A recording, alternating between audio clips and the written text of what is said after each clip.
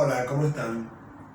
Mi nombre es Carlos Wiesengrad, soy psicólogo clínico, egresado de la Universidad de Buenos Aires. Tengo una especialización en psicoterapias cognitivas, en coordinaciones grupales y en psicología aplicada al deporte. Hoy les voy a hablar precisamente sobre, en este contexto de la conferencia internacional, de este evento de Congreso Internacional, sobre las dinámicas grupales y formaciones de equipos antes, durante y después de la pandemia. Primero tenemos que hablar por qué grupos. Y voy a citar a un referente, el padre y creador de la psicoterapia gestáltica, con un modelo muy existencialista, Fritz Perls, quien definió que el todo es más que la suma de las partes. Un grupo es una unidad estructural y dinámica, distinta a la suma de los individuos que la componen, pero íntimamente dependiente de la presencia o ausencia de los mismos, con leyes propias que las definen y condicionan. ¿Por qué grupos? Porque el grupo es el espacio propicio para el aprendizaje experiencial. ¿Para qué los grupos? Los grupos sirven para cohesionar a las personas en pos de un objetivo que signifique la vida de cada uno de los miembros. Grupos para obtener el reconocimiento que cada uno necesita para sobrevivir. Grupos porque dar es la mejor forma de recibir y en los grupos se da. Y finalmente, la tan afamada frase, porque la unión hace la fuerza. Ahora bien, ¿qué es un grupo? Un grupo es un conjunto restringido de personas ligadas por constantes de tiempo y espacio, articuladas por su mutua representación interna, que se propone en forma explícita o implícita una tarea que constituye su finalidad. Esta es una de las definiciones de grupo propuesta por el científico y gran grupalista argentino Pichón Rivière. El grupo es un ámbito donde las personas pueden crear en común y pueden desarrollar su potencialidad. El grupo es una comunidad de aprendizaje, un conjunto de personas que se reúnen en torno de otra más capacitada, el coordinador, que las dirige para resolver problemas, a veces personales, interpersonales u objetivos concretos. Permítanme esta definición. Un grupo no es un equipo, pero un equipo sí es un grupo.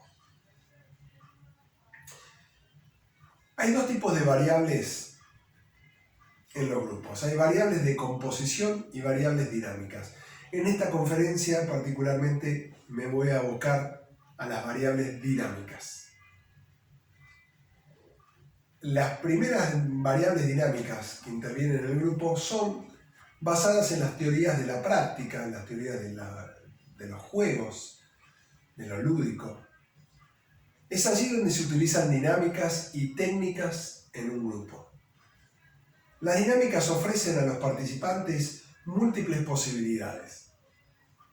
A través de estas prácticas pueden imitar a otros, pueden descargar, pueden procesar, pueden elaborar, expresar, recordar, opinar, cambiar, crear, transformar. La transformación es una de las herramientas más potentes que tienen los grupos.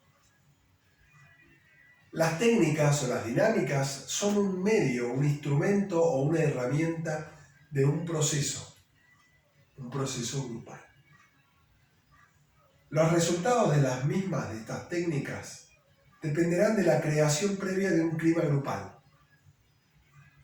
Dependerán de lo adecuado y conveniente de la técnica en función de un proceso previo del grupo a partir de quizás un emergente de esa reunión. Así también que dependerán del compromiso y la entrega de cada uno de los integrantes de este grupo. No siempre aparece en lo inmediato el efecto transformador de estas actividades, de estas técnicas. Lo importante se manifiesta en lo que se expresa, en lo que aparece en el proceso y lo que finalmente se recupera posteriormente a la producción grupal. ¿Qué posibilitan estas técnicas, estos juegos, estas dinámicas? Dos cosas. Dan la posibilidad de extrañar. Sí, así como lo digo. Extrañar es el verbo de hacer extraño, lo propio. Acciones, pensamientos, sentimientos, hábitos. Poner el foco de atención en lo que uno da por sentado para verlo, entenderlo y así tener una posibilidad de modificarlo. La segunda posibilidad es la de entrar en lo nuevo, en acciones, en pensamientos, de manera de vivenciarlo y poder incorporarlo a la vida de cada uno.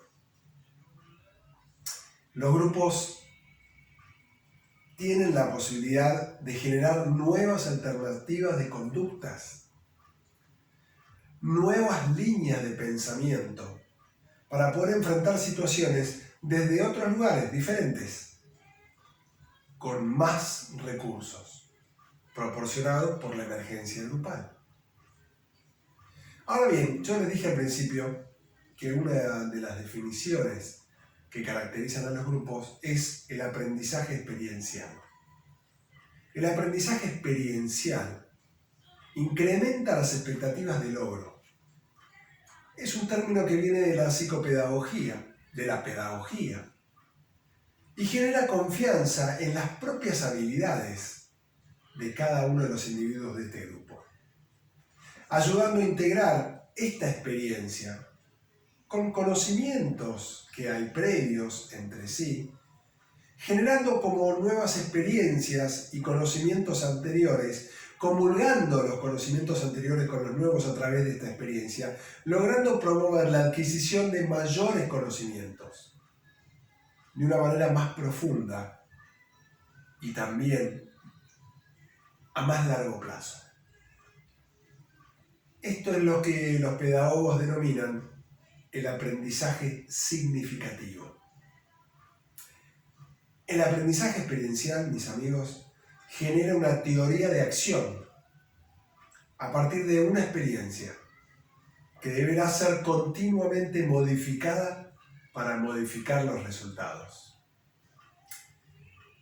En el aprendizaje experiencial, las personas reconstruyen y reaprenden en base a sus ideas, creencias y modos de actuar previo con el que todos venimos.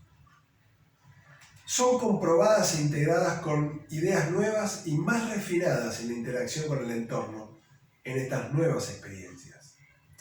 Permítanme decirles que además el proceso de aprendizaje es impulsado por una transacción entre la persona y el entorno, al tener que adaptarse a las diferencias de opinión con otros miembros, al conflicto, al desacuerdo con el otro, transformando sus propias experiencias previas a partir de ahora en nuevas experiencias. Vamos a adentrarnos un poco en cómo funcionan los grupos. Todos los grupos responden a una lógica procesual, es decir, van pasando por diferentes etapas. La primera etapa la denominamos, no solo yo, sino históricamente todos los desarrolladores de los grupos. La primera etapa, les decía, es la de forming o preafiliación. En esta primera etapa, que es el primer contacto de la coordinación, los coordinadores con los grupos, el foco está puesto en la dependencia e inclusión, ¿sí? Los miembros del grupo, aquí, experimentan todas sus ansiedades de diferenciación, de quién soy, quién es el otro, qué pasa acá, qué expectativas hay, y buscan necesariamente en esta primera etapa de preafiliación, la guía del coordinador. Es aquí donde entra en juego lo que nosotros estamos hoy trabajando en esta conferencia. Porque esta guía del coordinador va a desarrollar el comportamiento, va a mostrar el comportamiento apropiado, va a mostrar un compromiso en tentativas de autorrevelaciones para compartir con el grupo y generar así lo que denominamos clima grupal. Seguida esta etapa de prefiliación viene una etapa de storming o de lucha con el poder, entre el poder y el control. El caos en el intento de organizarse. Aparecen las competencias, los conflictos entre los miembros. Aparecen ansiedades por la seguridad y continuidad del grupo. Aparecen cuestionamientos hacia la coordinación. En esta etapa es esencial la aparición de una de las variables dinámicas más importantes a lo largo de todos los grupos y o equipos, la cohesión, que conlleva también esta variable dinámica de la cohesión un subrogado que es la colaboración.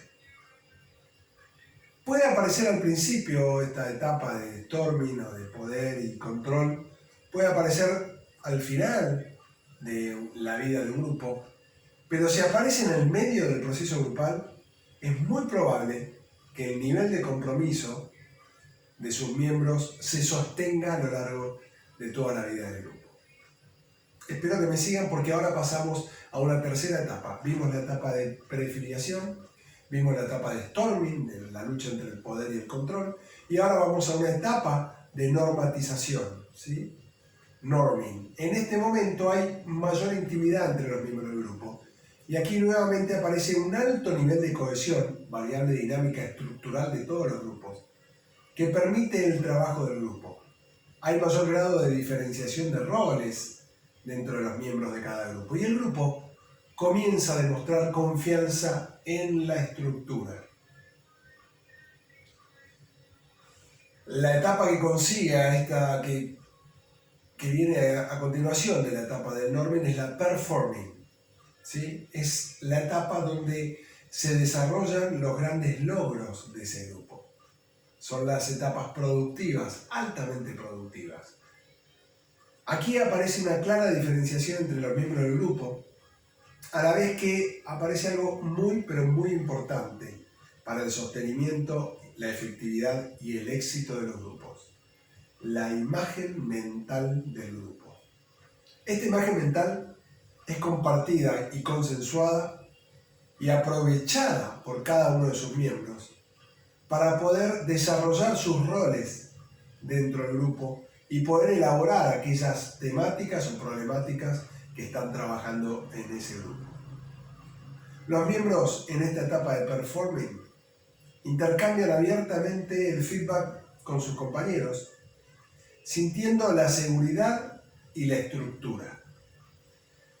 Pueden surgir algunos elementos de desilusión, es esperable que esto suceda, algunos elementos de decepción, seguramente por la graduación, porque algunos de los miembros llegan a un nivel que necesitan salir de ese grupo, y también porque otros abandonan, ¿sí? El abandono, un dropout, es parte importante también de la elaboración de la historia y la cultura de cada grupo. Finalmente, después de la etapa de alto desarrollo, performing, aparece una última etapa, ending, finalización. Aquí emergen en todos los grupos sensaciones oscilatorias entre un conflicto defensivo de querer pertenecer pero a la vez no, y el trabajo maduro del grupo. Es muy importante en esta etapa de culminación preparar a los miembros para la independencia de la participación en ese grupo y prepararlos para nuevas etapas en nuevos grupos y o equipos. Hay un modelo desarrollado por McKenzie de 4 estadios, lo mismo que yo les expliqué recién en 5 etapas Este gran grupalista lo desarrolla en 4. Mackenzie es norteamericano y él lo dice de esta manera: desarrolla la primera etapa del engagement, la segunda, que es como el compromiso, es una de las pequeñas diferencias con el resto de los modelos que les explicaba anteriormente. Después aparece la diferenciación, el trabajo interpersonal como tercera etapa y la terminación o termination como culminación de este proceso grupal. Ahora, ya entendimos qué es un grupo, vimos la importancia para qué los grupos, vimos la historia y el desarrollo evolutivo, el procesual de cada grupo, pero lo que me quiero poner ahora el foco es en el estilo de liderazgo, el estilo de coordinación que cada uno de ustedes tiene y debe trabajar. La bibliografía clásica define los estilos de coordinación de 3 formas: la CFA, del francés dejar hacer, el democrático, ¿sí?, y el directivo / autoritario. Esta es la bibliografía clásica. Yo les voy a compartir ahora unos modelos más actualizados, más nuevos, de los estilos de liderazgo. Y les voy a definir 4 tipos de líderes para que ustedes intenten identificar cuáles son las características que consideran que tienen como coordinadores / líderes. Hay un coordinador o líder continente. 1.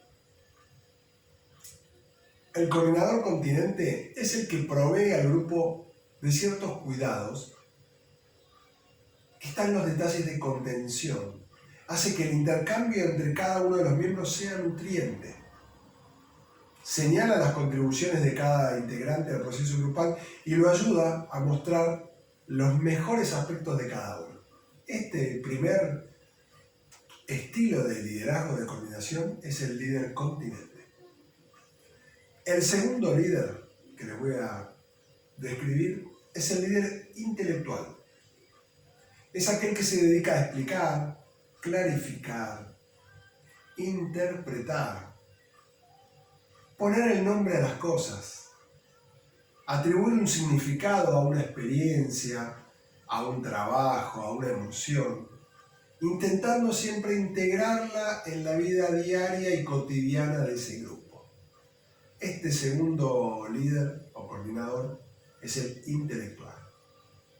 Hay un tercer tipo de coordinación, de coordinador o de líder: el líder estimulador, el motivador.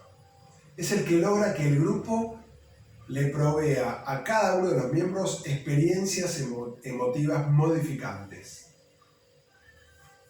Crea las condiciones necesarias para que llegue a cabo lo que todos han convenido sería bueno para cada uno de los miembros. Este es el líder motivador. Busca las frases, las maneras de que todos estén altamente motivados, altamente estimulados para el desarrollo de la tarea grupal. Este es el tercer tipo de líder. Finalmente, hay un cuarto tipo de líder o de coordinador, que es el ejecutivo. El ejecutivo, el coordinador o líder ejecutivo, es el que cuida la tarea de cómo se lleva a cabo. Cuida la eficiencia de cada una de las reuniones. Que el tiempo no se malgaste es el leitmotiv de este tipo de coordinador. Está en pro de que se cumplan, se planteen cada una de las metas estipuladas. No pierde de vista los procesos estrictos a lo que el grupo va. Déjenme decirles, si te sentiste identificado con alguno de los 4, déjenme decirle que todo grupo necesita de las 4 funciones. Pero cada uno de los coordinadores tiene una tendencia, tenemos una tendencia a funcionar más desde un tipo de liderazgo que desde otro. Por eso es importante, mis amigos y colegas, generar equipos de coordinación donde encuentre la complementariedad en aquellas personas que tienen estimuladas o desarrolladas características de personalidad que quizás no son mi parte más fuerte.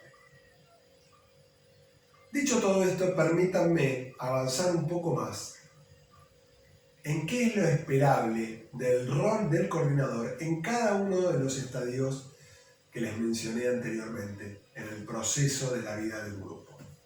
En la etapa de prefiliación, la primera etapa, el coordinador debe clarificar la propuesta grupal y el rol de la coordinación.